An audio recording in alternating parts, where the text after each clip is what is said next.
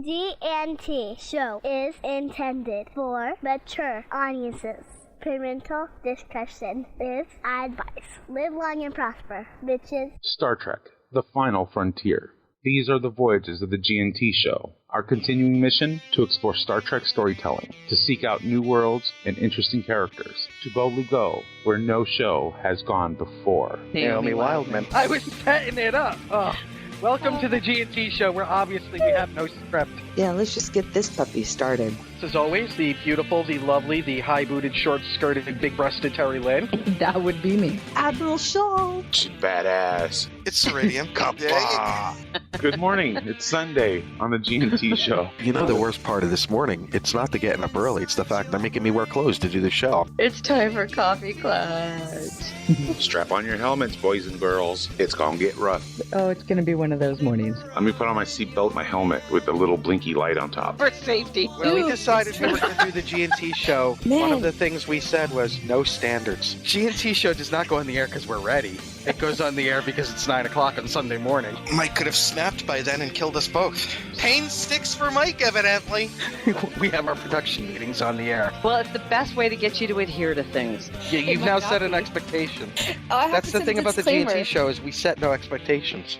I need more coffee. Wow, I'm trying to figure out whether or not I want to do general news or Star Trek news, and I figured this is out. Terry Okay. having a series of small It's news. strokes, actually. Well, it doesn't take long for this show to deteriorate, Go does it? straight the fuck downhill. I don't always podcast, but when I do, I GNT. Good morning, everyone. Welcome to the GNT Show, episode 207. I'm Terry Lynn. Joel Untrue, citizens. It's Gettysburg 7, also known as Nick, also known as Gettysburg 7, who's also known as Nick. There she is to my left, your right, wearing her Power Girl outfit today. Woo, woo, window. Terry Lynn. I'm trying desperately to keep it from breaking apart. And to my right, your left, wearing... Well, after what he told us what just happened with him, I don't think he's wearing anything. Ceridium. Mic drop. Kapla. Thud. Thud. Too funny. Good morning, guys. How are you? Good morning. Sarai. Is that right? What about Sarai. you, Nick? I know you've had a crazy week again. Yeah, it was, it was just, oh yeah, that's right, because I went off about the barefoot Contessa this week. Yes. I just fucking hate her. It's okay. Look at the chat room and you'll feel better. I know. The Photoshop, the Photoshop Nina Ricci over Angelica Houston. Yeah, that's hot. It is hot. But so yeah, what'd you do this week? The GNT staff was regaled with me going off this week about the barefoot Contessa and how I want to basically murder her. You're talking about the actual chef, right? Yeah. Oh, okay. Chef, she's annoying. Trust me, I don't watch her. Oh, God. I know who you're talking about, though. She's so annoying. But I didn't even know who he was talking about. Yeah, I had to ask. He had to explain. Ida Gartner. She's she'd be very, yeah, very. I don't know. I don't even want to say, but very truly East Coast. Truly East Coast. Like somebody. I don't know. Just every time you Not watch from her Boston. show, you just kind of go, "I am so glad I don't live there in that house with her." Or oh no, do her children want to kill her because she's like this ultimate perfectionist and she want to Martha Stewart the fuck out of everything. I think that's her public persona. She's actually a hoarder in real life. Yeah. I think after an hour with her, it would be you'd hear the Law and Order, because there's a body somewhere in the house. Roger Sanderson, she's a chef, and she's a very talented chef. So I don't know, reality TV. Is she reality TV? I don't consider the cooking shows like that reality TV. Because those have been around forever. Those were the original reality TV. They really were. Terry, you remember with the mirror at the top where they have mirror above them so that we could see? Yeah. At the Galloping Gourmet and, Julia Childs and all the great cooking shows on PBS for the longest time. They were great. But are cooking shows really reality? Because, everything's like pre-made and set up in advance and all pretty. And... No, but they actually, will say, a lot of them aren't. But okay. They will say, yeah, Mike, that a lot of those are like when they're on the Today Show doing something, and they'll say, we put this in, an hour ago so that we can show you now. But, Matthew, I'm gonna slice your throat and then cut your Achilles. Janice is arguing with me if it is reality TV or not. I don't see. Here's the difference. To me, the term reality TV is shows like Big Brother or those kind of things. Everyday Joe Schmoes, No, 15 just minutes weird. of fame. Like, Just following them around. The cooking shows, or at least, for lack of a better term, have a plot. It's them cooking the whatever they're saying. Right. Hey, we're making chili this week. They have a plot. Well, You know what I'm saying, They Terry. get from wrong. Yeah, I understand. Yeah. I'm just And even Chopped. Chopped is a game show. Yeah, but Chopped is a game show. Iron Chef is a game show. Oh, I love Iron Chef. I do. I love the original Iron Chef. Oh, that dude that thinks he's Prince. It's Honey. funny because I used And to then watch he's like, it. honey. It's true. When we lived in the Bay Area, I used to watch Fuji TV because it would come on, and we never really knew exactly what time it would come on. But this was the original Japanese version of Iron Chef, but you didn't get it in subtitles. You had no subtitles. It was all in Japanese, and you got it straight from the Fuji TV. But I would be fascinated because I would look at Alan and I'd go, what the hell is that? Do you know what that is? What's the special ingredient? What's the secret? I don't know what that is. Do you know what that is? Because I don't know. It looks gross. It looks like nasty, rotting something or other. And I go, yeah, I know, but dude, they're totally going to eat that. And we would watch it, right? Well, it wasn't until they came out with the subtitle versions that we watched the reruns of it. And one of those episodes, the one where the particularly nasty, I'm like, what the fuck are they eating kind of thing, was natto. Have you ever seen that stuff? No, I don't even know what that is. Natto is fermented soybeans, and they come out gooey and sticky. So there are these beans that when you pull them apart, they all kind of have this cheesy connector tissue, whatever, and it's just foul looking. It is. Somebody Google it because it is gross. Natto. I think it's Nato.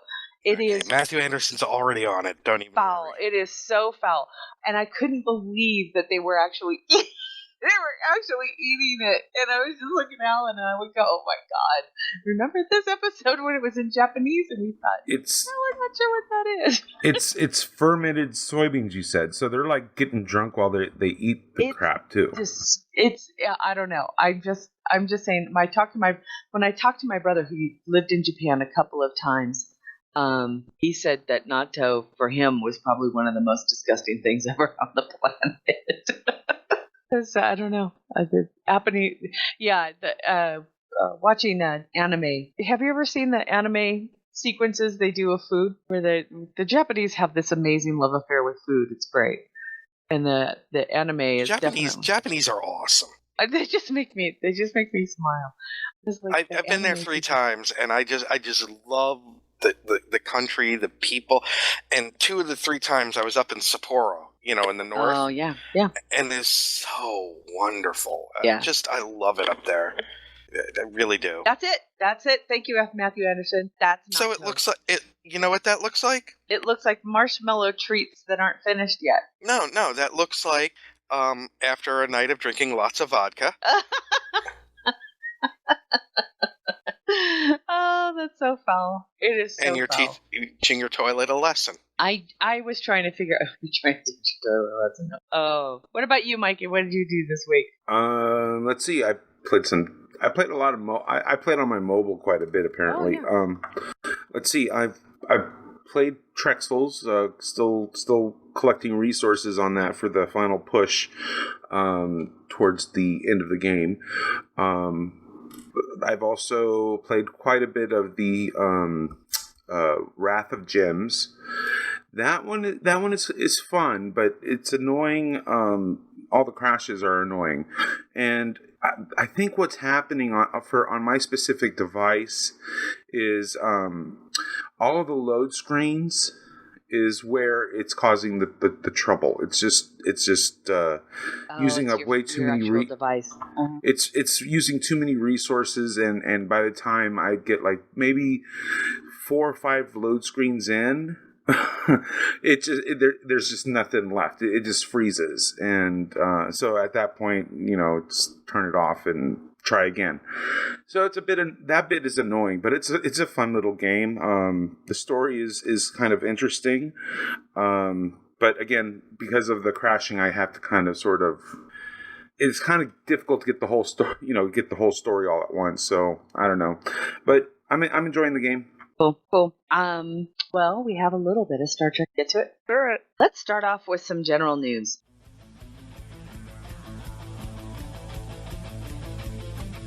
Star Trek news.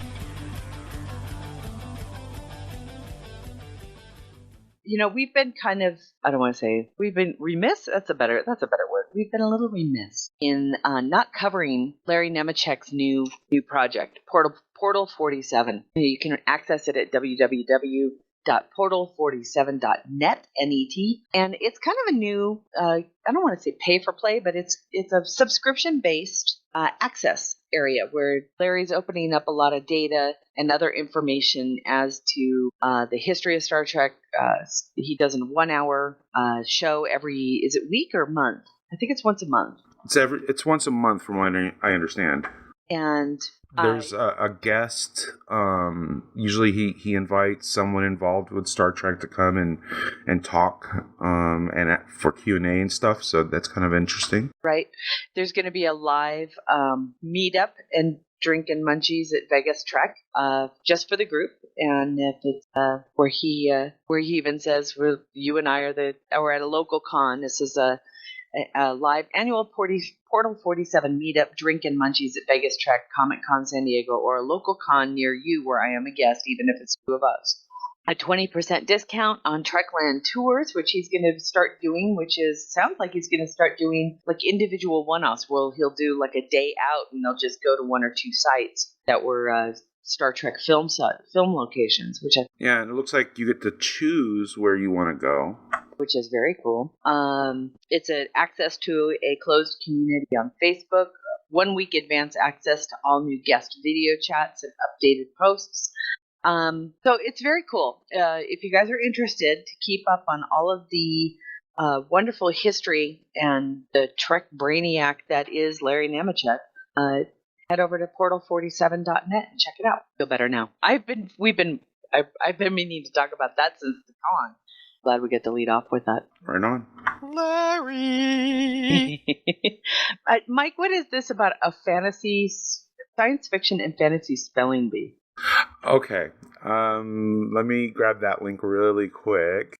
That's kind of interesting. It is. Apparently, let's see. I don't know where this location is. Benzaquin Hall at the Damina Center. What they're doing is they're going to have a spelling bee, so participants can show their geek. I don't know how to describe it, but spell isolytic. Yeah, but, exactly. But they're going to be having dilithium. Yeah, they're going to have words that players. Contestants will have to spell from science fiction, fantasy, so that's like everything from Klingon to Na'vi, from Middle Earth to Westeros. So expecto patronum. Exactly. Unless your dictionary, so study hard, but you won't find these words in the dictionary unless your dictionary was written by J.K. Rowling or Frank Herbert. That's awesome. This interactive show features awesome prizes and is hosted by Saad Sarwana. Okay, so so it's looks like it's part of New York Comic Con. Oh, is that what it is? Okay. Its location is the Benzaquin Hall at the Domena Center, and it looks like it's the New York Comic Con presents and it's October 7th, 2015 at 7:15 p.m. to 8:40 p.m. So it is, but it sounds like it's a separate function because you can buy separate tickets for it. Yeah, I just thought it was kind of a fun little thing, and it does have a little bit of a Star Trek connection. So I thought I included it with this week's show Love it. notes. That's very cute. I like it. I like it too. If there's any video on the internet, I want to see this. I want to see this. Want to see what? Oh, the spelling bee? Yes. Yeah, I don't blame you. I think it'd be just a hoot. Especially because if you get a couple of, drunk people over in the corner. Oh, yeah. That's not how you spell dilithium. Kapla. Yeah. Okay. Where do you put the umlaut? Where do you put the umlaut? Where do you put the glottal stop? Where's the apostrophe in kapla? Is it kapla or is it kapla? Well, Kronos alone will fuck people up because there's multiple spellings. Is it a capital N or not? No, it's not, right? It's not with a K, damn it. Yeah, right, exactly. Yeah. It just sounds like it's going to be a lot of fun. N-O, capital S. And that's the other thing. Are they going to be a stickler on the capitalization of a word like that? If they're gonna use Klingon, they better be. Otherwise, David's gonna be pissed. Love you, David. Funny. Right on. So, like I said, if anyone's going, please take some video. I want to see this thing. New Star Trek products are coming in soon. All right. This is something I haven't seen before. We're going to get to a couple of the products that have come out just because. But, oh my God, they have a Spock wig. A Spock wig? Uh-huh. Yeah. It's perfect for Halloween. If you think about it, it's perfect timing. It really is. Oh, wow. That is kind of cool. They have a Spock wig. I don't know. At least they got Terry. At least to work. At least the model, at least the color of his natural hair does match. Because I think it would be kind of odd if he was like blonde. Yeah, eyebrows. You have to tint your eyebrows or something like that. I'm talking about his sideburns, but okay, eyebrows works too. Oh yes, God, I didn't even think about that, but you're right. Wow, very cool. What else did you have on deck? Got a lot of stuff today. The Bradford Exchange product. Oh, is that Stein? Yeah. See, I looked at it and I went, "Ew, I would never buy that." I know. It's just not my idea of what me. I like things that are. I prefer things that are more subtle, but it's so in your face. I mean, it is in your. It's have you seen like this thing, Nick? I think it can catch subspace signals. I mean, it's got a warp nacelle for a handle. It is pretty. Did you put the link in the chat room? I did. That's too funny. Oh my! I mean, ostentatious comes to mind. Yeah, it's a bit ostentatious. It's like, look at me. Too busy. It is. I mean, could they have put anything else on it? I mean, the handle is a nacelle. The top has the. Yeah, I mean, it's just. Wow. However, I have to say, walking around with that and drinking out of it at the con would be pretty fucking awesome. It would definitely draw some attention. Fill that with a slushie. Seriously, that'd be too funny. Yeah, that one cracked me up because it was just so Bradford Exchange. Great. Matthew Anderson just put something in the chat room with the Muppets. Uh-huh. Don't you think that Sam the Eagle is probably really into some kinky shit behind closed doors? I mean, look at him. You think he's lawful evil? Oh, no, I think he's freaky. But Sam's got, like, people hanging from chains, and look at that face. Sam. With the unibrow. By the way, did either one of you guys watch the episode? I saw a little bit and was not impressed. I kind of liked it. It's gonna take a bit. For me, I was really impressed with actually how they kind of drew it back to why Piggy knew she fucked up, which is good. I don't know. I liked it. I'm gonna give it another shot. I laughed. I want to see more stuff like the Gonzo bit when he came in and did the Dancing with the Czars. I'm sorry, that busted me up. I cracked up. The whole Dancing with the Czars bit was funny. I want to see more stuff like that. I could kind of care a lot less about the personal relationships between the characters. I want them to just be silly again. Yeah, like the original. Well, yeah, kind of. I wouldn't mind it being more about, first and foremost, it's only half an hour. I was actually expecting it to be an hour show. We might have gotten more of that. If that one's better. Thank you, Matthew. I don't know. And we'll see where it goes. We'll see where it goes. I laughed. I liked where it went. I'm actually very happy with, to be honest with you, Miss Piggy. I've always been like, why the fuck does he put up with her shit? And I'm glad to see that he didn't, that he finally drew a line. Yeah, with the possibility of getting more hate mail than I normally get, I've never really been a Miss Piggy fan because she's so annoying. She's a shrew. I think the word shrew comes to mind.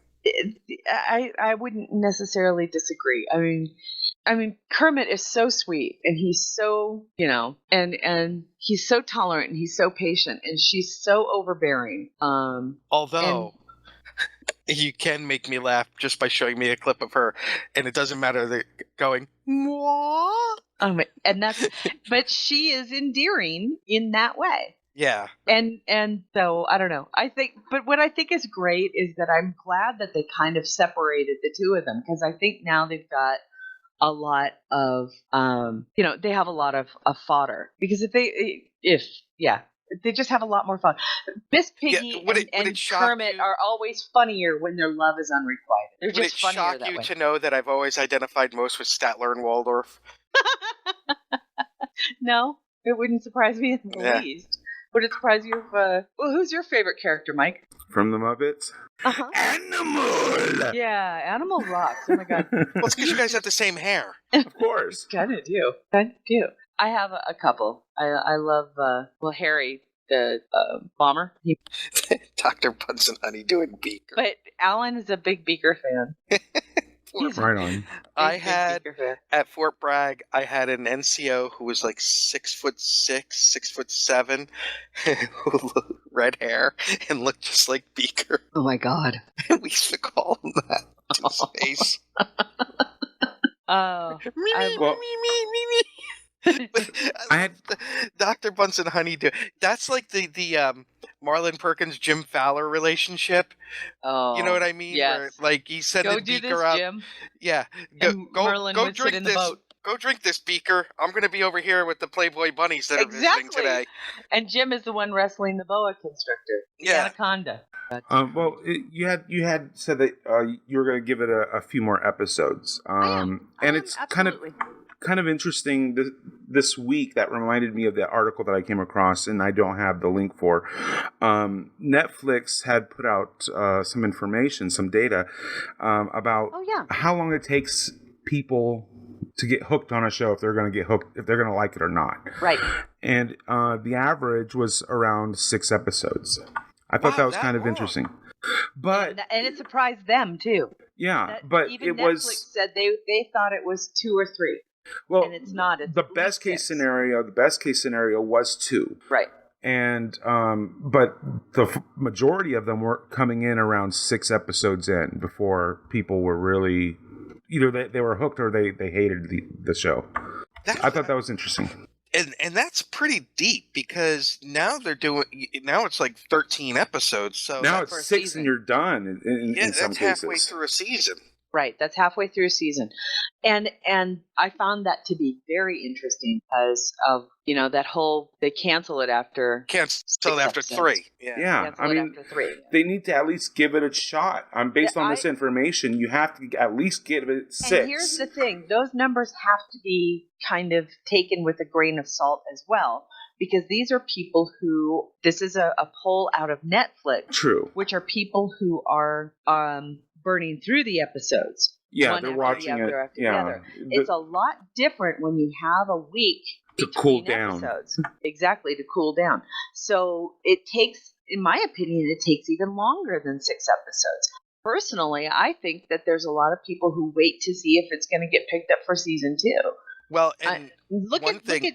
One thing that happens is you get, let's say, 4 or 5 episodes in, and then you've got the NBA playoffs, so it gets bumped for that, or you've got this going on, the Super Bowl, for that. or and whatever. Then it comes back on a different night, and you even forget it's on because it's been off for 2 weeks, 3 weeks, and now it's on a different night, and maybe you have something else you've already. Which is really why I like what they're doing with Agent Field and Carter, which is at least I know when they go on mid-season hiatus for Agents of S.H.I.E.L.D., I'm going to get 8 weeks of Agent Carter. And it looks like that's what they're doing with Walking Dead, and then Fear the Walking Dead. Really? That Fear the Walking Dead will be when Walking Dead is on hiatus. That's cool. I like it. that. It keeps you the interested franchises in the going. universe. Yeah. Well, you mentioned Fear the Walking Dead. I like the show, but there's something about it that was just grating on me a little bit this week. And it's the speed that everything is happening. I've heard people complain that it's slow. Is it? Well, that's not what I'm complaining about. Oh, okay. It's not. It to me, it seems like everything is going way too quickly. Oh. It's been we're 4 episodes in, and in the world, I think it's been before episode 4 because they jump ahead like several weeks, but or 9 days. It's 9 days actually, but from this point to where it began, it's been maybe 2 weeks. No, your math is off, because if you remember in the pilot episode, the kid that the teacher was talking to said there have been reports all around, so it's been going on for a while. It just hasn't been public. Which I also don't believe. I mean, in today's modern day age, there's no way it could have gone that long without. If you look at epidemiology of how diseases spread, it would, once it started like this, it would start to just kick bloom like that, because remember, people that die, it doesn't have to be from a bite. We all have the virus, so just people dying would start to reanimate. So you've got to look at how big that would be all of a sudden. My problem with the show is the people that are like the stupid fucking father who got mad that Ruben Blades was showing his son how to use a shotgun. Okay, you've already seen a zombie up close and personal. It's time to let go of your little I hate guns thing when the dead are walking. Because I guarantee you there won't be an anti-gun person around when the dead are walking. Just saying. What is it, like no atheists in a foxhole? Yeah, you'll see the greatest anti-gun person going, "Give me an M60 now." Our atheists. Yeah. Let's get back. Starbucks coffee. Here's the chef. And don't tell me the Swedish chef doesn't have some weird proclivities either. Oh, with those hands? And that mustache. And those chickens. Let's see. All right, there's some interesting news on the fan production site, realm. First and foremost, let's just start off with it. Star Trek Continues Episode 5 was released at Salt Lake Comic-Con over the weekend and was released to the public yesterday via their website and Vimeo. Yep. Alan and I watched it last night. Did you two gentlemen get a chance to see it yet? I did. Nick, did you get a chance to see it yet? Busy. Say again? Did you get to see Star Trek Continues Episode 5 yet? No, I was at the convention with Janice. All right. No. They actually released the whole episode, silly. Speaking of which, funny story. Oh, God. So we get there, we're getting the press passes. Mine, pull it right up. Janice, sorry, nothing. Janice, sorry, nothing. Janice, sorry, nothing. Who sent it? Our producer called it in. Oh, we have one for Janet. Oh yeah, she couldn't make it. Because Janice is here for her. Oh, for Janet Green. They didn't update the information. No, so they had Janet. Oh. Oops. So Janice had to walk around talking like this all day. With her Vulcan ears. That's sure, great. sweetie, I'll take a photo with you, don't worry. Well, episode 5, the episode is called Divided We Stand, is out and available now. We won't give away any spoilers because it's far too new. But Just Alan and you got to I watch really it. enjoyed it. Yeah, we really enjoyed it. Once again, true to form of the original series in production quality and script writing. Mark Cushman, thank you for writing that one. That was fun. So you can catch that. They have it on YouTube, video or Vimeo, and a whole bunch of others. StarTrekContinues.com. Pardon me. The Red Shirt Diaries. What's up with that one, Mikey? Episode two, the second episode of the season, Menagerie Part 2, has been released. Short, funny. I mean, and the girl is lovely. Well worth the Very much. The 4 minutes that it runs. So just check it out. Just check it out. She's hilarious. Cracks me up. And it's the menagerie, so you know what you're gonna get.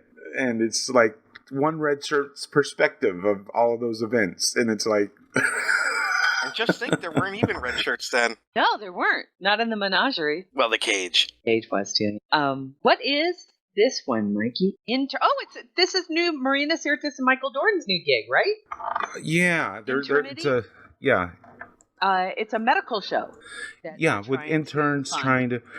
But, oh my God, the afternoon tea with Marina Sirtis. Oh my God, she goes gangster on us. Oh my God, that alone is worth watching. But they're pitching their new show, Eternity. It's supposed to be I think it's a web series, but it's doctors and nurses that are just starting out, and it's some of their trials and tribulations. And I think it's supposed to also be a comedy. But like I said, that introduction video with Marina Sirtis explaining about the show is just hilarious because she goes all gangster on us. Gotta check that out. That's very cool. The link that we gave you in the chat room is a link to the Indiegogo site. Right now, they've only got $5,000 raised of a $100,000 goal. They do have a lot of perks that you can get, and I want to say Michael Dorn. Is he one of the producers? He's directing and appearing in the pilot episode. Okay, so give it a gander and tell us what you think. I think it's going to be very cute. What a great idea. It kind of came as a surprise to me last week when I heard about it. And I thought, God, where did this come from? And I thought, God, you know what? That would be a really good vehicle for both of them. So I was watching Justice League Unlimited, and Michael Dorn was doing one of the voices. So funny. He's awesome. My favorite voice that he does is I Am Weasel. Have you ever seen I Am Weasel? No. An IR baboon? Oh my God. Matthew Anderson, I Am Weasel. It's hilarious. He plays like this superhero weasel, and his friend is a very jealous baboon called IR Baboon, and IR Baboon is very stupid, and Weasel is very smart and very racist. Yeah, so funny. So funny.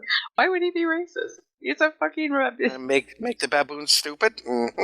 Racist. He is. He has a huge red butt, but he's hilarious. Wait a minute. I said racist, and you go, he's got a huge red butt. He has a big baboon butt. It is very funny. He doesn't pick it, does he? To his advantage, I might say. Oh my God. So Red butt? He has a huge red butt. Is that a superhero name, Red Butt? Red butt? Could be. Very funny. All right. Sci-Fiist reviews Star Trek Live, Mud's Women at the Oasis. Mikey? If you're going to be in the San Francisco area, this, I think, might be worth stopping by to check out. Let's see. What they're doing is... Okay, so here's a bit from the article. Trekkies will go into warp drive on news that Star Trek Live's Mud's Women, a fully reverse-gendered stage version of the late 60s sci-fi TV show, is playing through October 31st.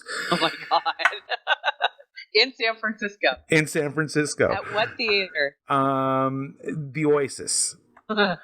So you don't need to be a fan of Star Trek or a fan of drag shows to appreciate this. Show. It's awesome. Oh my God, I want to go now. But but they're kind of retelling in a fun way the Mud's Women episode, but they've reverse gendered everybody, and so it's just.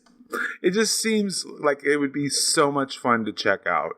So if you're in the San Francisco area between now and October 31st, yeah, check it out. It seems like it'd be fun. Yeah. You know.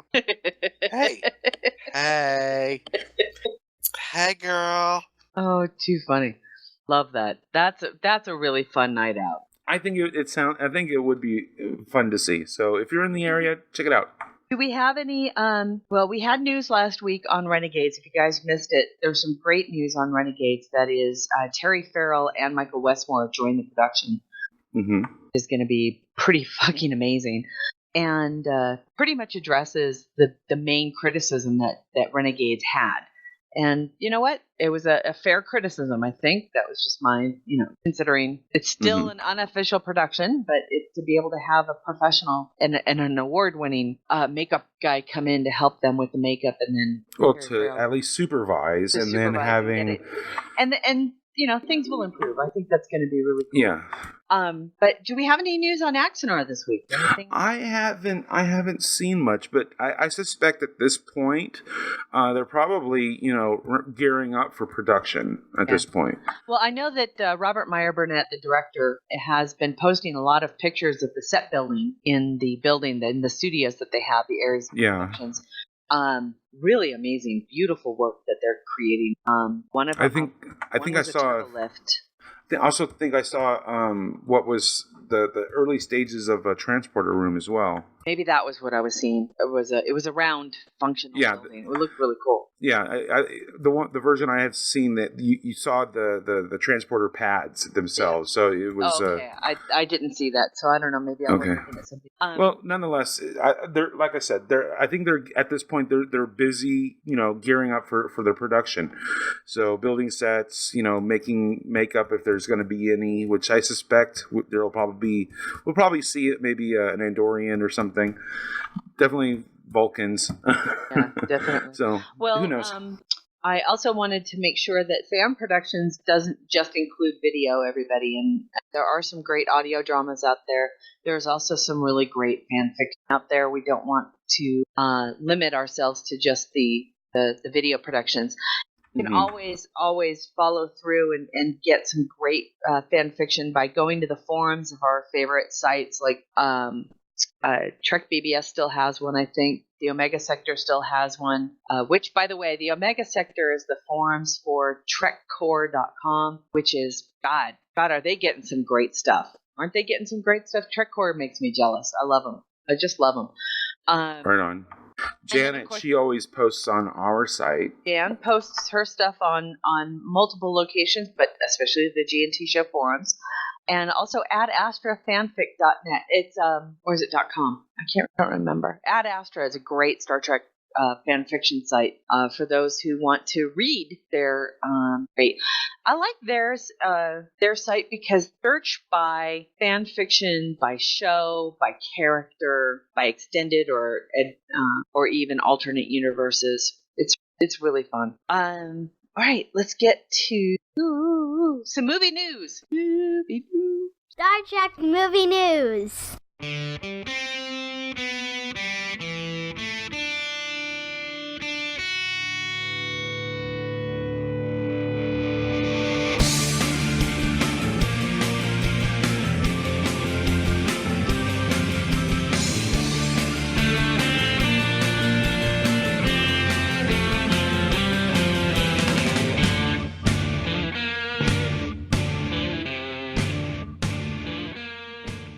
All right. So Idris Elba opens up his mouth and says two words, and the crowd goes crazy. And those two words would be? Groundbreaking, and complex. I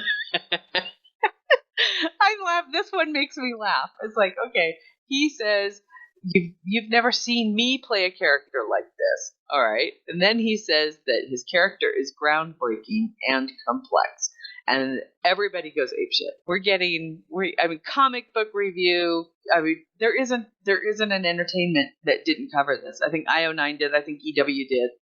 It was just crazy. It was just very, very funny. And it was like some of the headlines were even funnier, right? So there was Idris Elba drops details on his truck villain. That was the one from Cinema Blend. Idris Elba calls his mysterious Star Trek character "quote unquote" groundbreaking. That's the Mary Sue.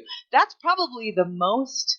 That's probably the most on point headline I saw. Then there was comicbook.com, which said Idris Elba and his Star Trek character is like anything he's done before. Interesting. Idris Elba teases his complex and groundbreaking Star Trek. So here's the thing: we've got this covered.com. They essentially said everything you ever would have gotten out of the entire article just in the headline. So they gave away the whole thing. That one just cracked me up. Well, of course he's gonna say, It's not even news. It wasn't even. Thank you, Nick. Thank you.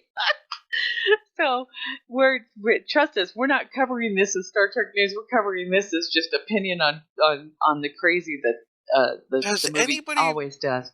Well, we're hungry for news about the movie, and we just nibble at anything that gets thrown our way, even if it is crap. I'm still thinking it's funny that they were afraid of Tarzan. If that's Tarzan, I guess that's part of the reason why they pushed it back 2 weeks. Well, it's not that they were afraid. It's just according to what Deadline.com is reporting, that Paramount Pictures had said that the reason Star Trek Beyond was pushed back 2 weeks is because Tarzan had reserved all of the IMAX theaters. So here's my thing. You had a movie you knew you were going to be pushing, and you didn't reserve IMAX theaters? Is that really shocking to you? I'm like, really? Did somebody kind of go? I just have this mental image of people at Paramount in the administrative office that some guy just walked by some secretary and go, "Oh yeah, and don't forget to reserve the IMAX theater." There was the meeting where they were like, "Huh? We forgot Janet, to do that." I thought you were doing it. And Janet was like, "Steve, I thought that you were doing it." No, Mike said he was doing it. No, but Terry said, "Don't worry, I got it." Is Nick meeting? No, Nick was supposed to do it. Yeah. And inevitably somebody will blame finance because they didn't cut the check. It's going to be the guy in the mailroom gets blamed. It's so true. Well, speaking of studio lunacy, I saw a really good article this week, and it touched on what's been bothering me, but I didn't know. I couldn't put my finger on what was bothering me about how Warner Brothers is doing the DC universe in the movies. Marvel did, as we've talked about on this show, and if you've had a pulse and followed, the pop culture for the last couple of years, Marvel did Iron Man, then Iron Man 2, and did a slow build up to the Avengers, and each person got their story and their origin and the whole bit, so that way when the big get together happened, you already knew it. It didn't have to be explained. Oh, look, there's Black Widow. Oh, look, there's Thor. That whole bit. DC's kind of going the opposite route. We had Man of Steel, and now we're throwing them all in one movie. Yeah. Hoping that it does well enough and big enough to spawn off all the sequels to then go the route of the individuals. Yeah, because they're so afraid of a failure. Mm-hmm. They're so afraid of one movie and to be honest with you, I think they're very, very afraid of a solo Wonder Woman film. Well, they have to stop being, first of all, they have to stop comparing their movies to Marvel. They do. They're different. Two different franchises. You're two different properties. Yeah. Do your thing. Stop. Look, are the Yankees comparing each one has the their own. Each one has their own. Flavor. Things that they excel at over others. That's what they need to Star Trek. That's what they need to focus on, and not try to be the other or try to. Although I'm still jealous. Well, yeah. But here's another thing. The director of Suicide Squad, by the way, yesterday at Baltimore Comic-Con, the Suicide Squad movie Harley Quinn is definitely gaining traction. Yeah. There's a lot of Harleys from the movie running around now. And this one woman we were talking to had to be about 6 foot. She was a very good Harley. Very cool. But he said there's so much humor in this movie. I've watched that trailer about 100 times because I love it. But you know what I don't see in that trailer? Humor. Right. Are they holding it all back? I don't know, but again, it looks... When you've got the Ant-Man trailer, where there was the joke that runs throughout the trailer, which wasn't even in the movie. It was one of those things that was only in the trailer, where they're talking about the name Ant-Man, and he's like, yeah, it wasn't me. But they're injecting the humor, or the whole Avengers trailer, where half of it was them trying to pick up the hammer, and we were all laughing at it. Mm-hmm. And then Ultron came out. If you're going to compare yourself to Marvel, hey, learn from them at least. I was thinking, I had seen some information that had come out that the Supergirl show is going to have 2 trailers or 2 different videos or clips from the Batman versus Superman film. And I was thinking, wouldn't it be cool if DC, you know how Marvel has their post-credit clip? The teaser that draws the next film. Now, wouldn't it be cool or interesting or different or all of that if DC had dropped into the Superwoman or Supergirl show 2 clips that had nothing to do with the film, but helped set up the film? Kind of like the post credits, but do it as commercials. Oh, so like Superman, or more importantly, but see, they're not going to get Ben Affleck or Henry Cavill or something. But I see what you're saying. Yeah, not have them not have them join the show or make an appearance in the show, but have them be part of the commercial time, but have unique clips that are made to kind of be that post in the same purpose of the post credit, where it kind of sets up what's coming, where it kind of teases what's going to happen next or down the road. It has actually nothing to do with the film. Well, this could have been that in a way. Yeah, S.H.I.E.L.D. kind of does that, but what I was referring to is part of their commercial time is kind of use that. So it's not really affecting Supergirl, but you already have the audience, you already have the fans, you already have the people that you want to reach, and you're just giving them that little bit of extra. Well, they've had the chance, Mike, for a while now with Arrow and Flash and all of that. The thing is, they're keeping them separate.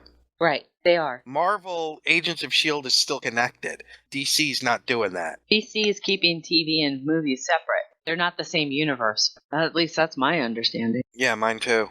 Because it's going to be somebody else playing Green Arrow in the movies, which is stupid. I understand that, but I'm just saying, kind of, again, trying to learn from the Marvel example is kind of what the point I was trying to say is, but it's do it in a new way, and the new way would be kind of, again, not have it be part of the show, don't have it being connected, but using the commercial time that you're going to be buying anyways. But use that to kind of set up and draw attention to. But okay, I'm still not convinced that the reason why Superman versus Batman or whatever they're calling it didn't get pushed back a year was it because they wanted to. Well, you know that, right? So it was supposed to come out in July of this year, and it got pushed back to July of next year. The movie's in the can; it's done. We started to get previews right in January that we were going to see that movie in July of this year. And then they pushed it, they kicked it for a year. And now, who's the producer? Who's the studio on that? Is it 20? It's not 20. Who's doing the DC films? Warner Brothers.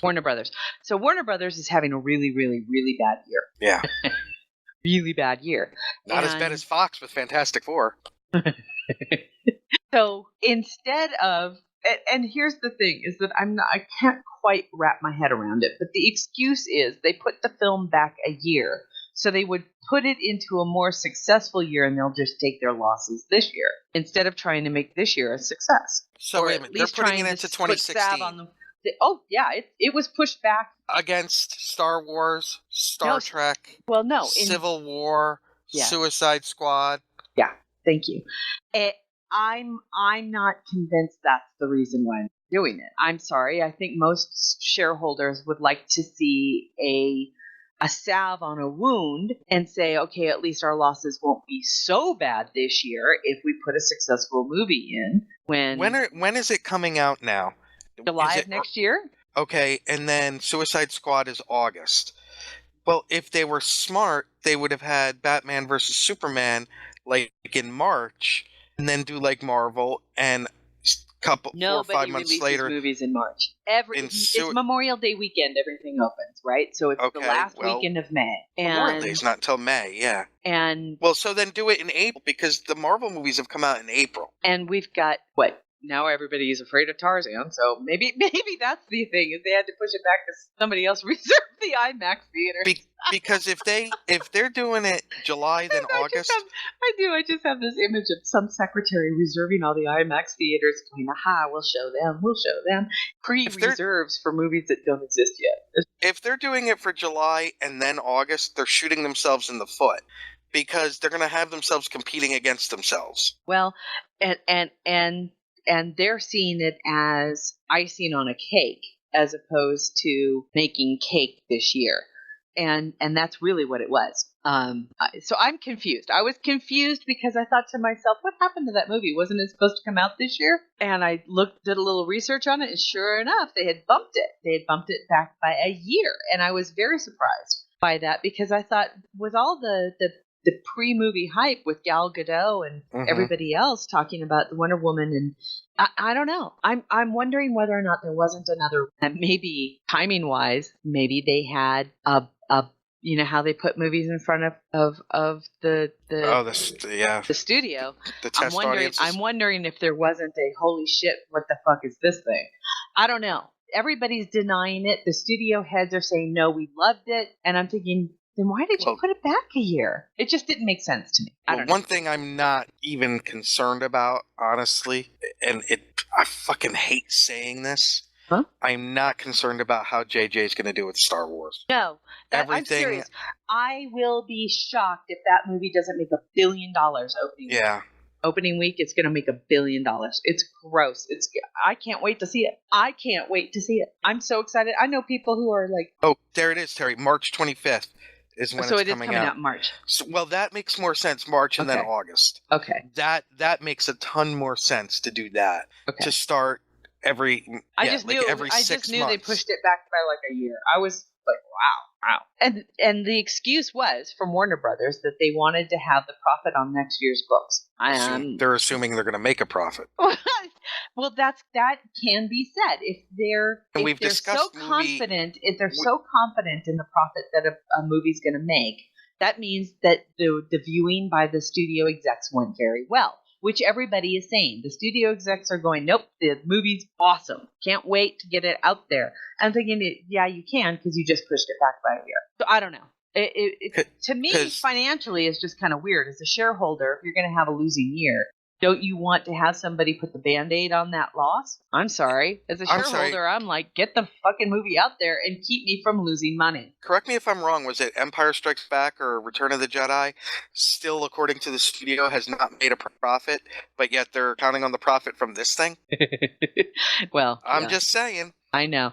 We all know how Hollywood finances work, unless you are that whole... And, and then this gets into the whole thing, like Star Trek Into Darkness and all of that.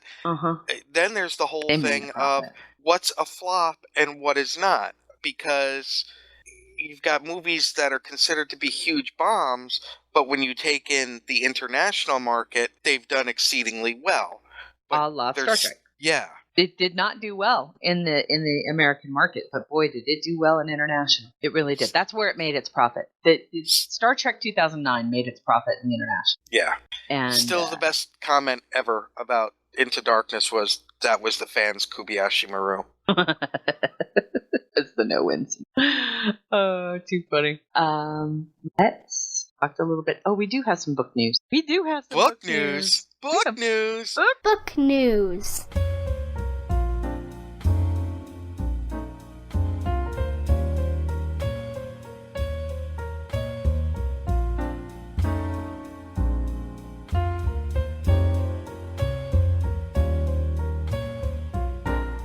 Speaking of books, Mike. What did you David two do Mack. this weekend, huh? Yes. Mike. What? He Oh, totally dear tuned us God. out. Um, Tuned us out. sorry, Mack, Mike. Dave Mack. Yeah, we spoke with him this week. Way to sound pumped for him. It was a fun interview. But yeah, sorry, I'm kind of Are you distracted. taking a dump? What is going on? No. I love it when we catch him off guard. What? Oh? Mike comes running back in the studio. That's kind of it. That's great. You know, Andy You Richter know what he doesn't was do doing. this. You know what he was doing, Nick, right? He was reserving IMAX theaters for it. For our movie, the Our G&T movie. show. Yeah. GT show movie that will never be released, but we got the IMAX theaters reserved. Kind of like that Jerry Lewis movie about the concentration compound. Oh God, don't! I can't even swallow. It's just oh. Okay. I'm reserving the IMAX theaters for the 24 hours of GNT. Oh, there you go. Yeah, that's what I was doing. Nice. 24 hours plus one. 24 hours plus. Yeah, plus we get plus one. What It's would the you call leap it? show. It's the leap How hour bad show. Did my calendar fucked me up this week. Mm. It still had daylight savings listed 2 weeks earlier. That's the way it used to be. But a couple of years ago, that got changed because everybody was. It was a bad excuse. They blamed it on the kids, and it's not the kids' fault. And Blamed it Halloween, on- right? Yeah, they said they wanted kids to be able to trick or treat in daylight. I'm like, fuck that. Yeah, It because was more for fun to 100 trick or years, treat at night, huh? for 100 years, kids were saying, "You know what I wish? I wish I could trick or treat in daylight." Daylight. No. Yeah, thanks. You know what we did? God, when's the sun going down? No kidding. See, this is why daylight savings is such a bad idea. It's so stupid. Oh, here he goes again. It is dumb. I've got my things. Mike's is daylight savings. That's cute. I like But this is all part of that. The children and keep them safe. I don't think. I'm sorry. I was rode just my the bike without a excuse. helmet and elbow pads. I trick or treated in the dark. I rode in the back of the station wagon without a seatbelt. And look, I'm a fine, fucking, well-adjusted fucking citizen. It's okay, Mike. You can laugh. What he said. It's just so annoying. This whole. Oh, did you see? There's a school that is now not allowing their children to play tag because it leads to self-esteem issues Oh, because you're geez. it. Okay. Holy fuck! With you. I'm with you. Yeah, there's Dave Mack's interview that we did. I'm sorry I couldn't join you. I just couldn't get off work early enough. No problem. We talked a lot about books. Yay! Especially, although not, I think we spent more time talking about his upcoming original novel series, Which is wonderful. I'm glad. more than anything else. But yeah, some great information there, and He gives a really good. Dave really delves into the financials of being an author in the tie-in. Really? Oh yeah, Terry, you want to hear it? Yeah. Because he talks about how they get paid, and it's a lot different than you might think. Yep. I bet it is. It's actually a very serious interview with Dave, Yeah. Yeah. Well, Dave's a pretty serious guy. but he is dreamy. He is dreamy, and I'm loving and he's the bunny man. the beard. And if he shaves it, I'll get all pissed off. He's the bunny man. He is the bunny man. Cuckoo, But there cuckoo. is some additional book news. This week, I believe, you can still pre-order. It hasn't been released yet, but I think it's this week. Is the 5 Decades of Fashion of the Final Frontier, the wonderful, beautiful book by Terry Erdman and Paula Block, that being released this week? I think so. I have it on pre-order, so I don't know when the release date is actually. I just know it shows up at my house. Speaking of wonderful and beautiful fashion, shout out to Lisa Marie. October 20th. Okay, so it's a couple more weeks for the formal release on it. Less than a month away.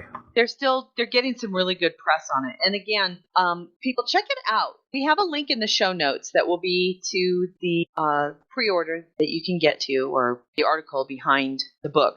It's a gorgeous coffee table book that outlines and really covers just the history of the costumes that were used from the very beginning of Star Trek all the way through to Enterprise. And we have signed or autographed copies of the cover of this book that we would love to be able to give to those who want one. So again, if you would like an autographed copy, a poster, beautiful kind of standard card stock marketing material and it's the same size as the cover of the book, which is quite large, to send us an email at hosts@gntshow.com, and I will send them out on a first come, first served basis.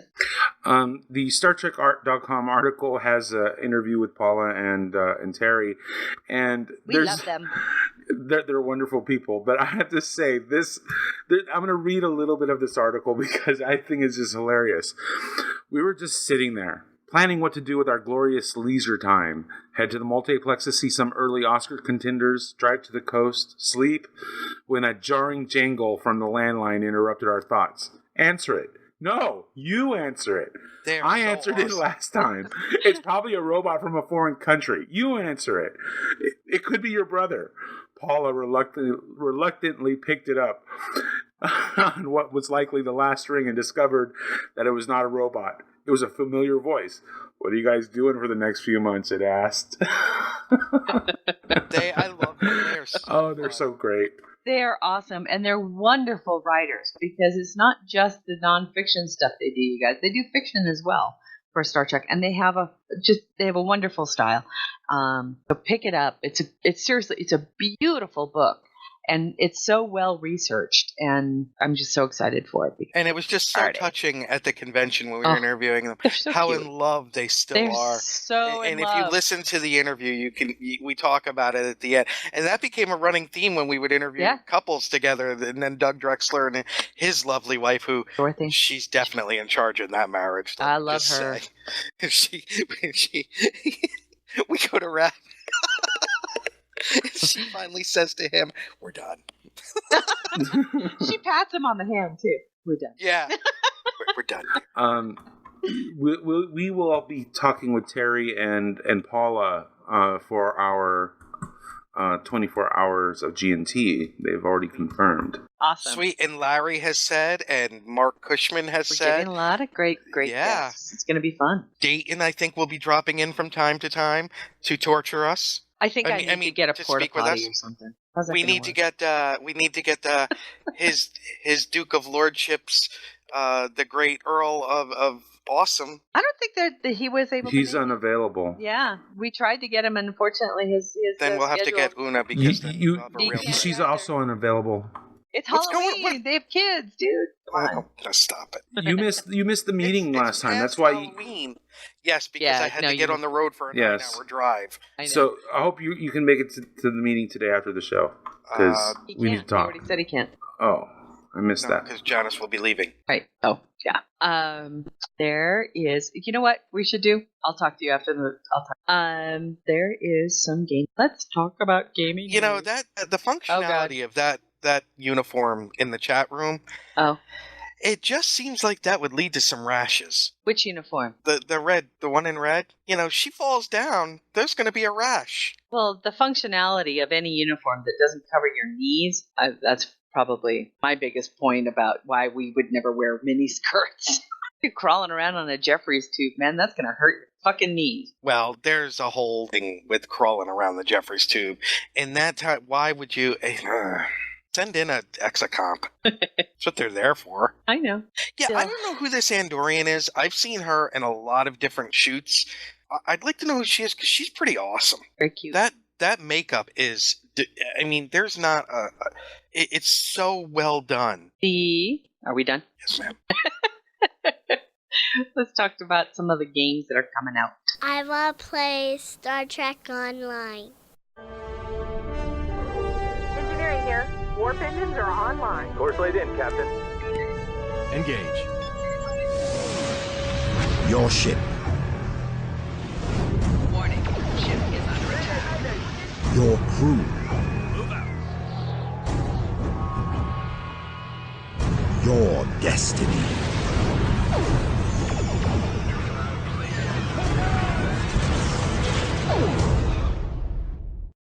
Now, Mike, you put the Virtual Enterprise D virtual tour under the gaming news. I can kind of understand why, because it is that virtual reality aspect, the technology aspect of it. But it's really not a game. It's the Unreal Engine and the Oculus Rift, which are both gaming related, which is why I included it.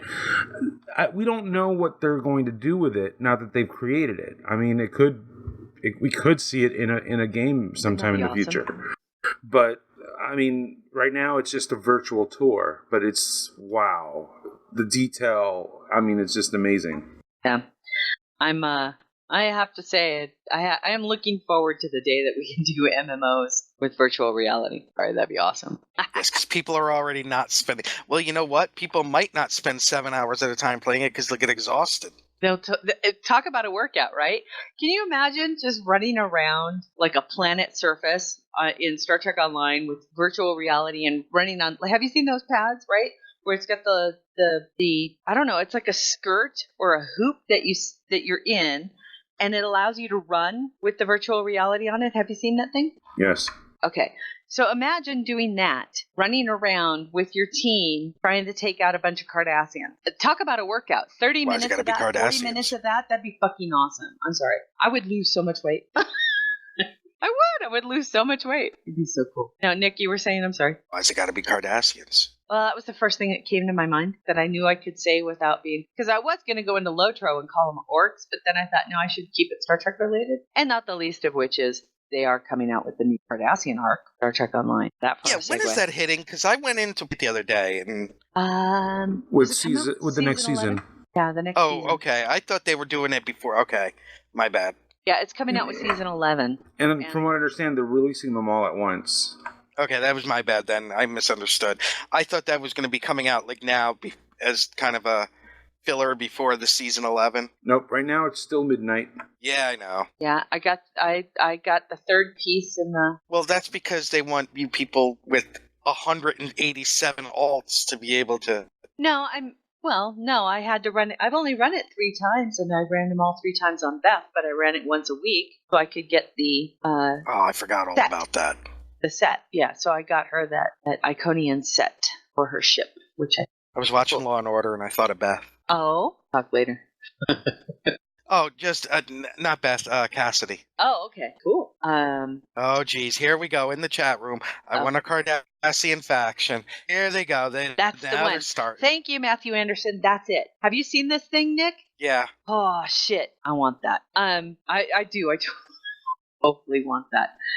They need some kind of hookup for people in wheelchairs. Because could you imagine giving somebody that's like the feeling of walking that can't walk? I'm sure it'll come around at some point. Oh, yeah. By the way, yesterday, Terry, I'll put a picture in the chat room. There was a husband and wife that did Robbie the Robot and the Robot from Lost in Space at Baltimore Comic-Con, built on wheelchairs. Let me put the picture. Have you seen the videos of the kids and the dragons from the How to Train Your Dragon? Oh my God, so cute. Yeah. So cute. A father made he's got, unfortunately, this family has 3 children who suffer from the same thing. And I thought it was a nonprofit that was doing it. I think he works for the nonprofit now, but it started because he has 5 children. It started. Yeah, 3 of whom have the same genetic problem. Yeah, and it's now a nonprofit, and what they're doing is they're building these costumes for wheelchair enabled awesome. Costumes. Oh my God, yeah, very cool. Cute. And he does. He looks like what's the kid's name? It's not Burp. It's Hiccup. There you go, Terry, in the chat room. Cool. Oh wow. I know, right? Yeah. And then you're talking about like fathers and daughters.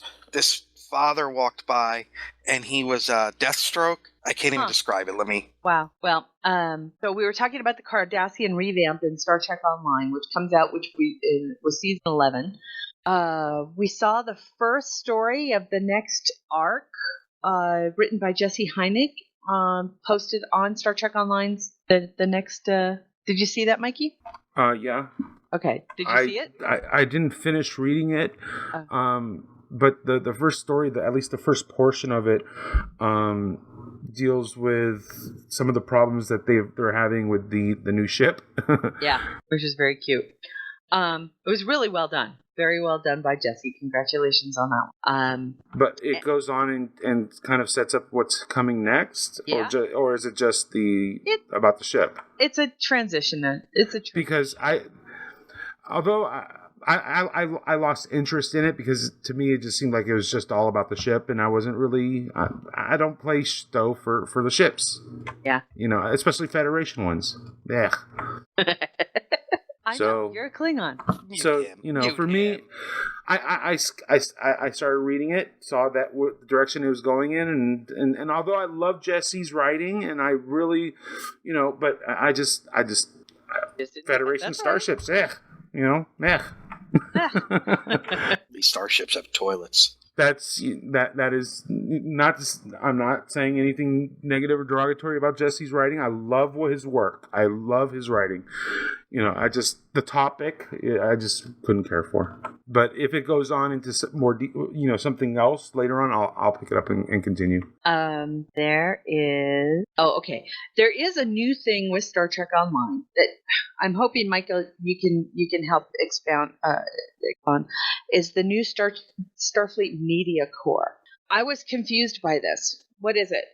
From what I understand, it's an area of the forums dedicated just to various podcasters and bloggers and live streamers that are going to deal with Stowe. That covers Stowe. Okay. Yeah, so it's just going to be, from what I understand, a repository where people can come in and post the latest stuff from their shows that deal with Stowe. Okay. That's kind of all that I got out of it. I mean, I could be wrong. I could be misinterpreting it altogether, but from what I understand, it's just a place on the forums where people can come and say, "Hey, this is what's new." Okay, that's nice. Thank you very much, Stowe, for giving us a place to post stuff. Very sweet. That's saying something, because a lot of games don't like other groups coming in to advertise their stuff. But seeing as though we do cover Star Trek Online, yes, posting there from time. That means we probably should start posting our links on the forums. We also have in Star Trek Online. I did play this week. I did get Beth through the third run through of Midnight, and I just have to say, I still just love that episode so very much. It plays well again in follow ups. I really do enjoy it. So it was fun for me to get her through the third time. I think there's one more piece, a console of some kind that you can pick up, but it's I don't know. It's a starship trade, isn't it? I thought it was a starship trade. That's what it is. It is a It is a trade that goes live October 1st. So that's Thursday. And that'll be the fourth run through I do with that. But I've already gotten the. If somebody missed a week, can they still get the piece that was it? Okay. Yeah. Just run it twice. But you don't get the extra specialization point. So. Right. Correct. Oh God! Speaking of which, I've got to spend a couple of those. I get them and then I don't actually spend them.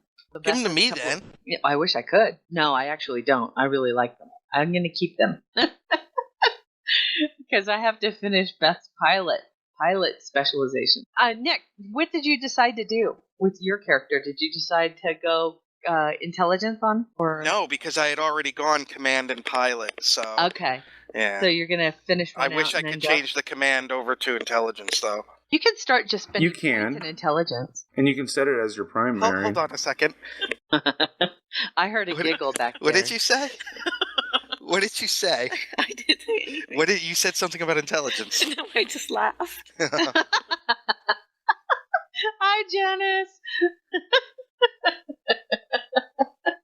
Oh my God, too cute, too cute. Oh, look at those. Thank you for posting those, Matthew Anderson. Yeah, that's the one with Toothless. That is so cute. God, these are adorable. Okay. So the fourth run through, yeah. So I'd be that parent that really is like the dick and does the Odyssey the ship from 2001, A Space Odyssey. And so it's like super long.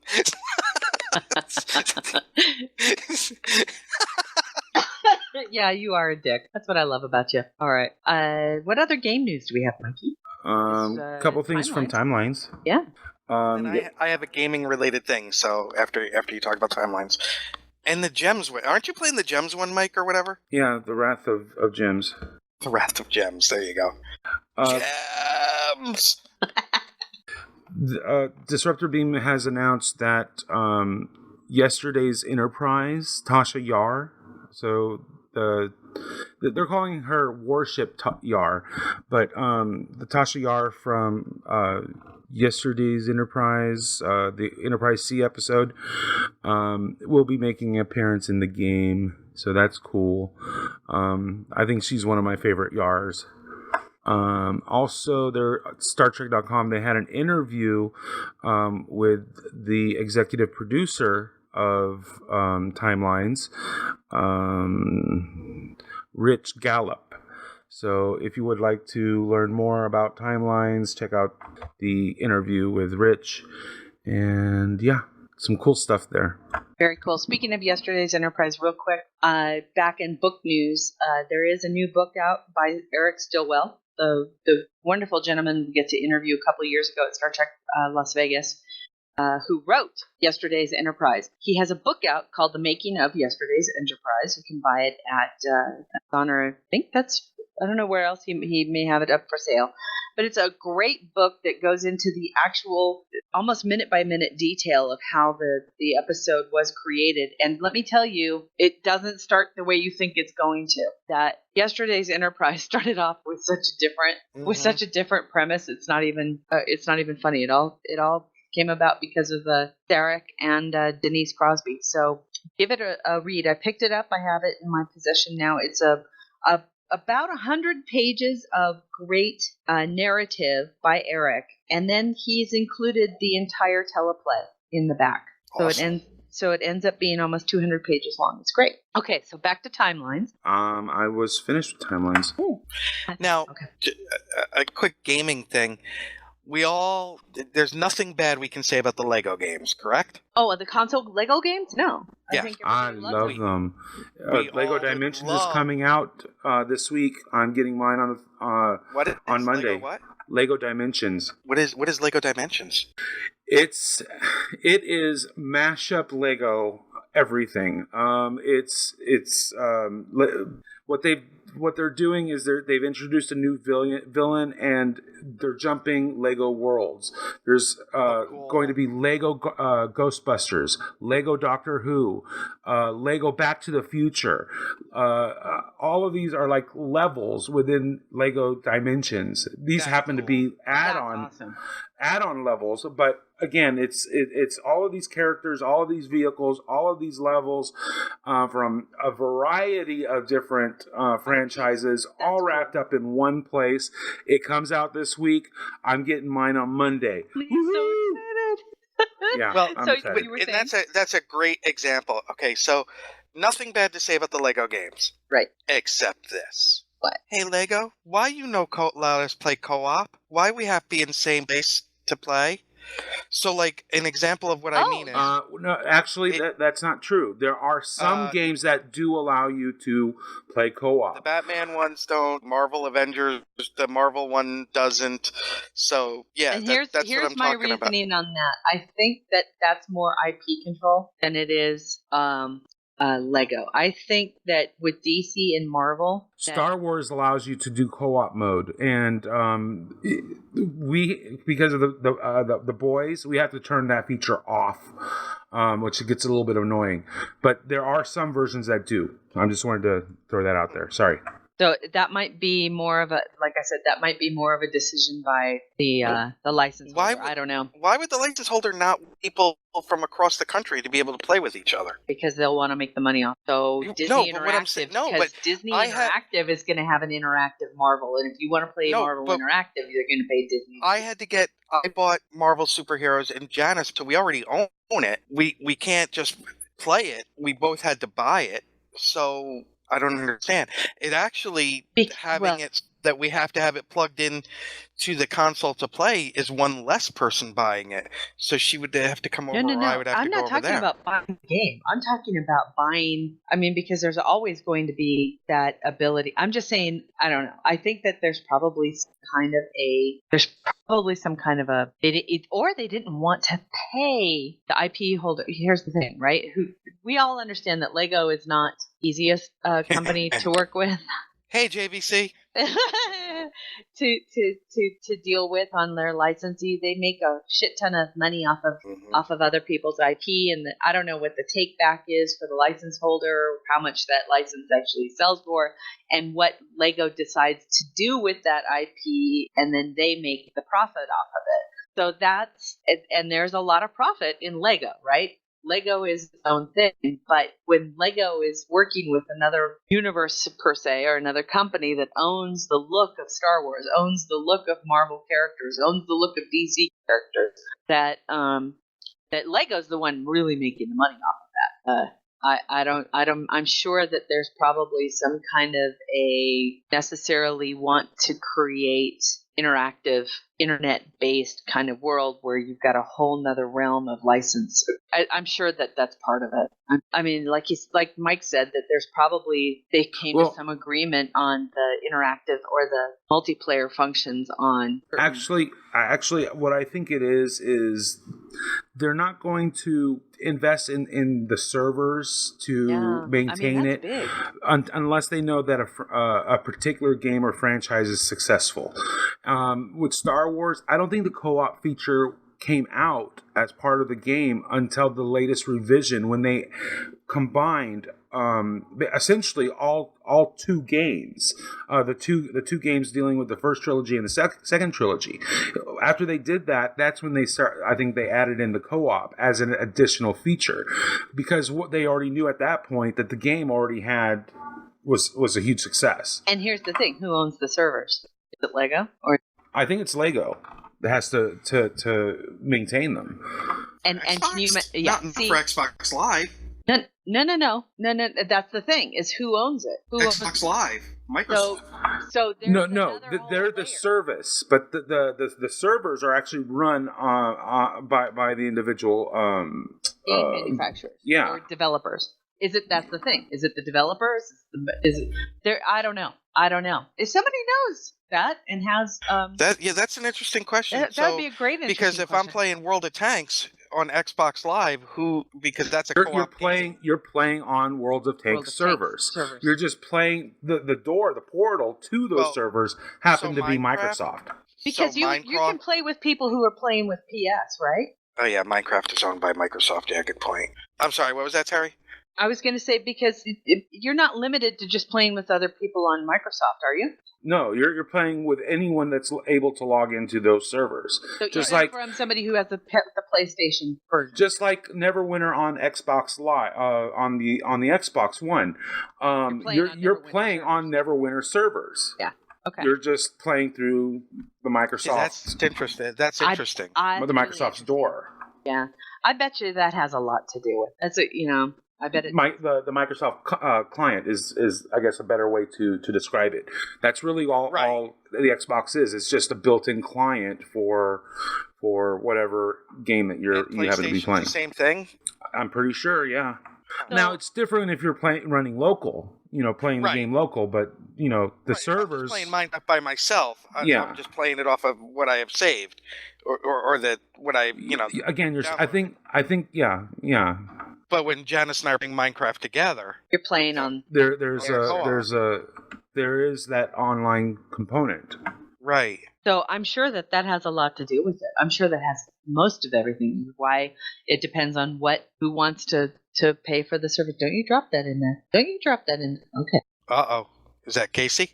He's got the big black Kong walking around with it. Like, are you going to throw this for me?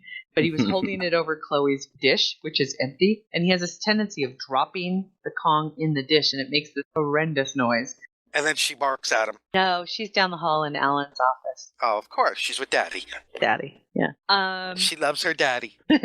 Daddy, Papa, Daddy, Papa, Alan, Daddy, hi, Daddy Seahawks. What's going on?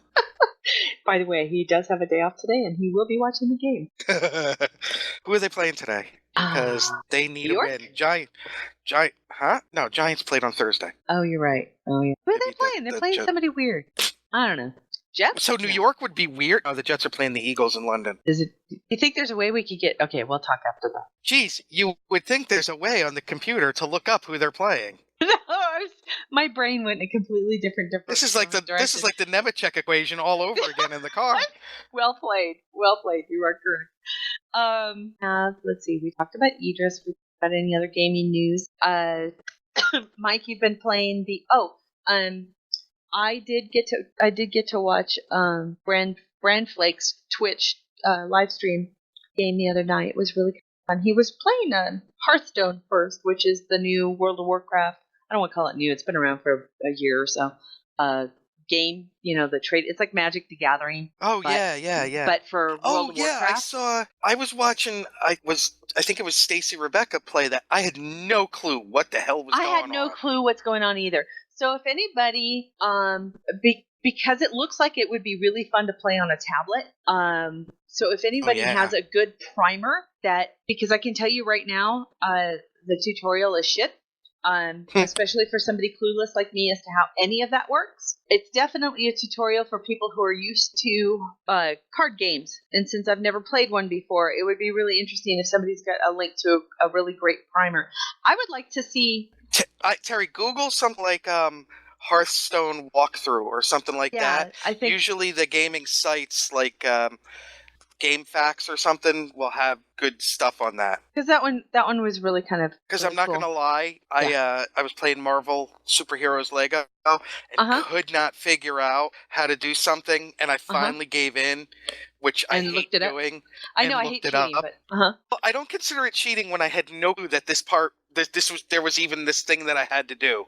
You know what I mean? Yeah, I do. I understand. I get that way. There was a couple of times I got that way with Stowe when it first came out. Lotra still does that to me from time to time where I get stumped. Actually, yesterday was one of them. I was doing an instance in Lord of the Rings Online, and I ended up kind of, before I accepted the instance, I said, oh dear God, I don't know what's going to happen, and I really don't want to get slaughtered. So before I go in blind, I better find out what Jenkins. Well, here's the thing. There's a section in Lord of the Rings Online where you have to know up front whether or not you need to be in mounted combat or on foot.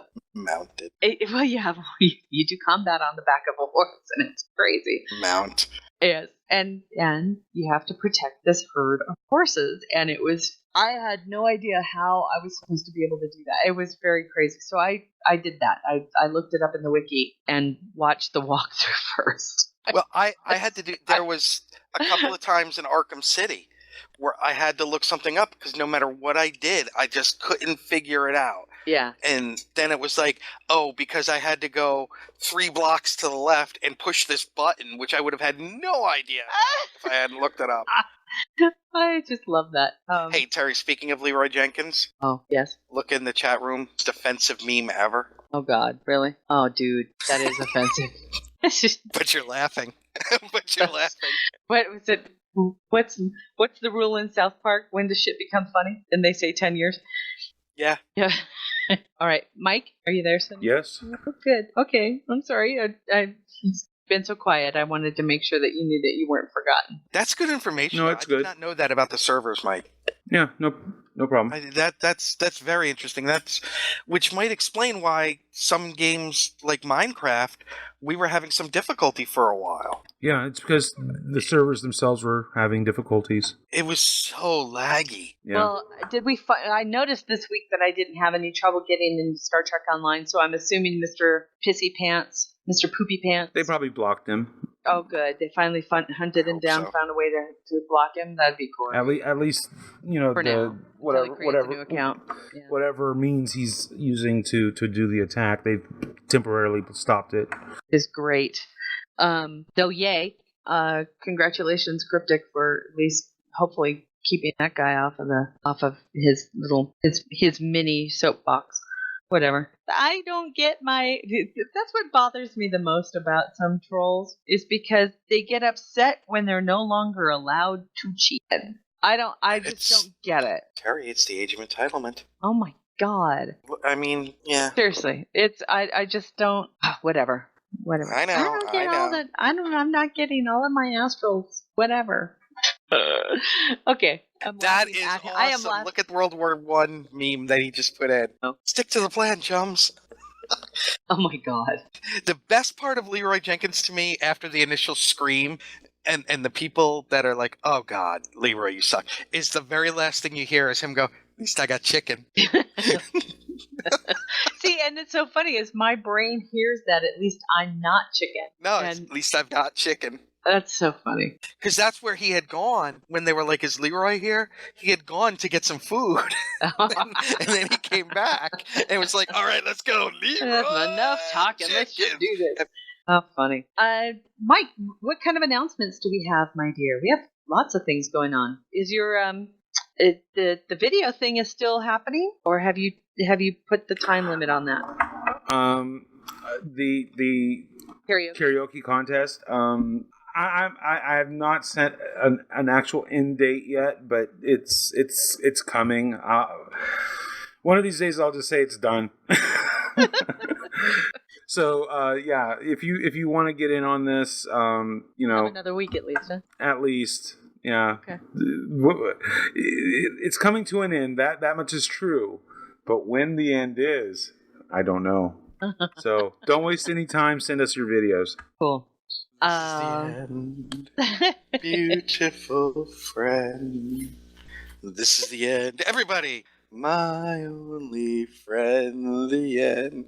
Come on, where is everybody? Of our everybody, everybody, that every on the left. I have no idea what you're trying to do. The end. Is it Doors? Oh God, I was never a big Doors fan. There's a couple of songs I liked, but Just be quiet now. Just don't say anything. I can't help it. I was more of a jazz fan. Okay. You were more what? I'm a jazz More of a fan. what fan? Jazz. America's music. That shut him up. But isn't no, I'm thinking bluegrass you could also say is America's music. A little to a certain degree. I love bluegrass too. Real bluegrass. You need to listen. Have you listened to Hayseed Dixseed? No. They're a bluegrass band that does covers of AC/DC. Yes, the AC/DC and the bluegrass. That's awesome. I love their shit. That's awesome. They are awesome. They're very, very cool. I like that very much. But no, I was Mikey. What other announcement? Dave Mack's interview is out. Give that a listen. Let's see. The 24 hours of GNT is coming up on October 31st. That's our fundraising event. So start saving up your pennies, your nickels to throw them our way. Please. Yeah, it's pretty much 25 hours. We are going to have giveaways. Guests. I've got some stuff from Loot Crate to give away. We need people to take the Voyager and DS9 surveys. Oh, yes. Yes, please. Please. So those links are available. They will be on the right below in the show notes, but they're also on our website. What's that? One more week? That's it? Okay. And then the Great and Powerful Oz will shut it down. And the Great and Powerful Oz has already said, I'm only giving you one more week. So there you go. And who's his team playing this week? Has he said? Who is your team playing this week? Chicago. Oh, the Bears. The Bears. Oh, they got a win coming then. What's that? They got a win coming then. Oh, then he goes, then you got a win coming. Thank God. So, is he still running around with the 12th man flag? It's hung up on the wall. Nice. Right on. Flag. So yes, we do have the Voyager, the surveys. Alan says we need more Voyager and DS9 responses in order to make the numbers far more legitimate. In other words, to make the science work. Statistically relevant. To make it, there you go. Statistically relevant. Perfect. I need a nap after that. So we'll ask for one more push of getting the links out via our social media as well. But please head over to gntshow.com. The link should be there. They should be in the show notes for this show, as well as pretty much every show before that. So if listening now, you can always head over to the site. You can still do the other surveys as well. We took 2 out, TOS off, but TNG, the other 4 are still up, right? But we mostly need Voyager and DS9. I put the link in the chat room. It'll be in the show notes. Fabulous. What other things have we got going on? I know that the 25-hour next I'll be available. So yay, we're looking good.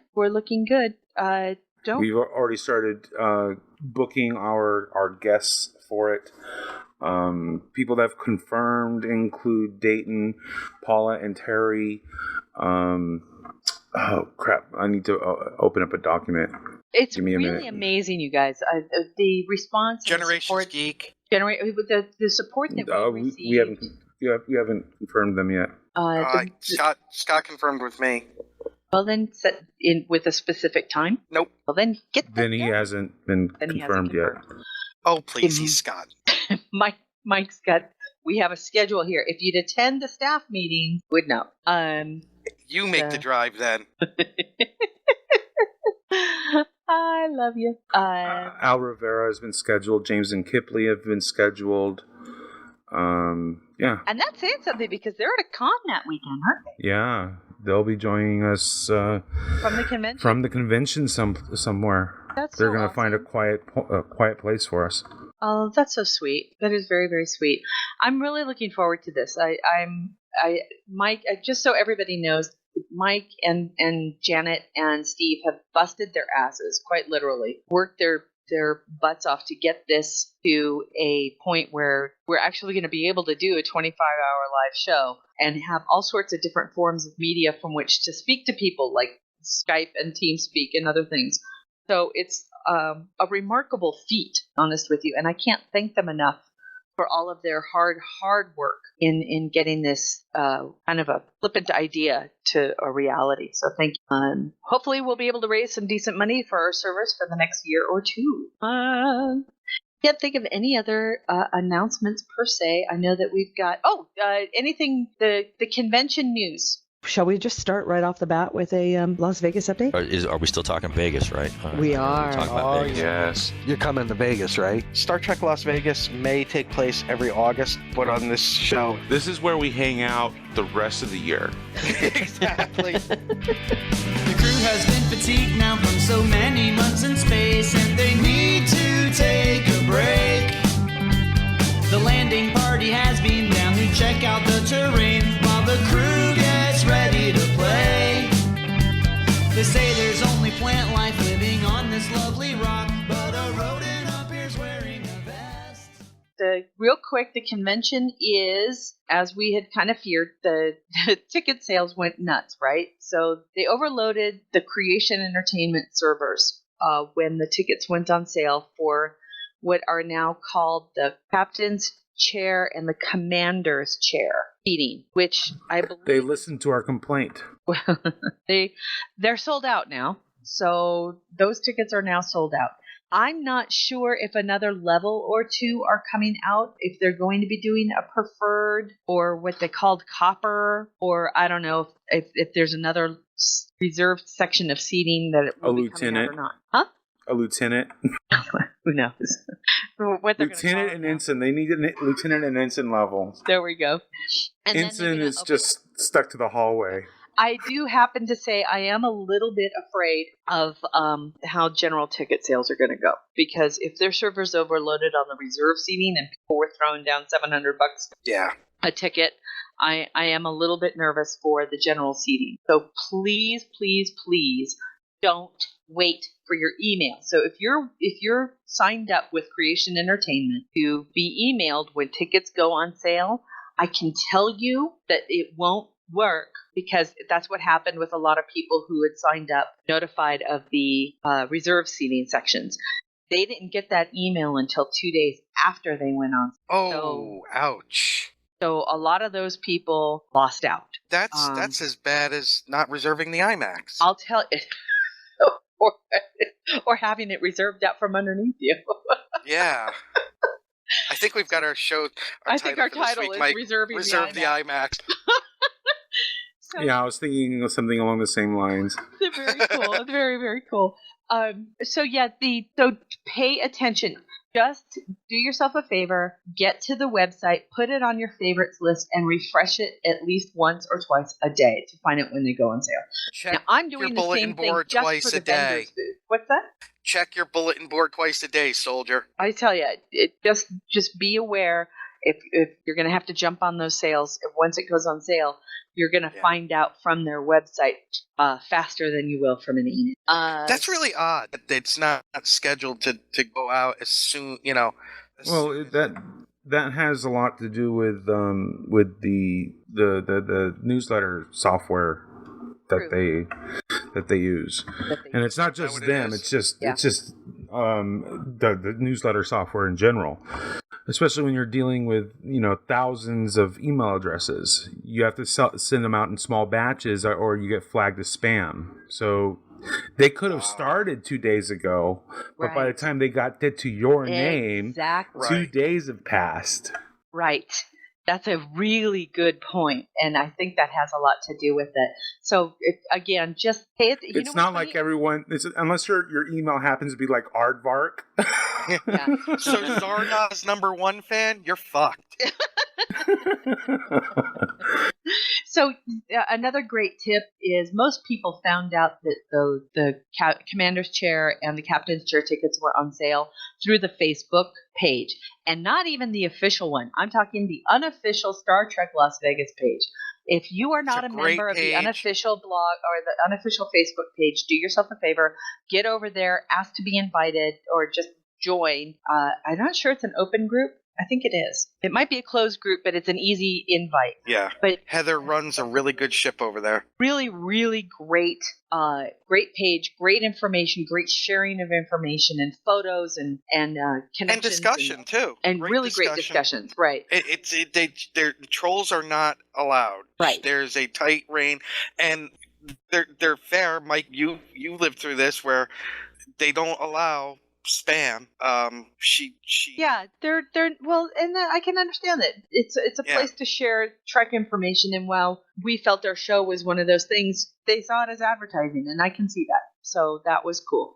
But she said you can do it over, one a day or whatever. One a week. One a week, but no more. We follow them, and we're very thankful for that. Exactly. But it's a great page, and I can tell you right now, that's where most people found out that the tickets sold. And that's where a lot of get-togethers are formed for the convention. Hey, let's all meet up at this time. Let's do this. Let's do that. So it's really good information. Yep, I agree. All right, I think that does it for today's show. We will be back next week for episode 208. That will be in October. Do you believe it's already fall? Yay. I'm looking forward to this winter. I really am. Hate heat. I hate heat. Bring on the snow. I'm ready. Says Alan. All right. Until next week, live long and prosper. Kapla. Jolan True, bitches. Music for the G&T show is provided by Warp 11, Andrew Allen, Grethor, and 5-Year Mission. This has been a Busy Little Beaver production. Gonna take a 5-year tour. Boldly go where no man's gone before. Gonna travel to the end and make new friends. Move ahead, warp factor 10. Put a mini skirt on my yo man. Represent the human race, and we make space a happy place. To boldly go where no man's gone before. I think I sang that line once before, but I'm not too sure. We'll be so happy, can't you see? A zero-G community. Gonna travel to new worlds. Beam on down and meet some green girls. Gonna see what we can see. A fancy-free galaxy. To boldly go where no man's gone before. I think I sang that line once before, but I'm not too sure. We'll be so happy, can't you see? A zero-G community.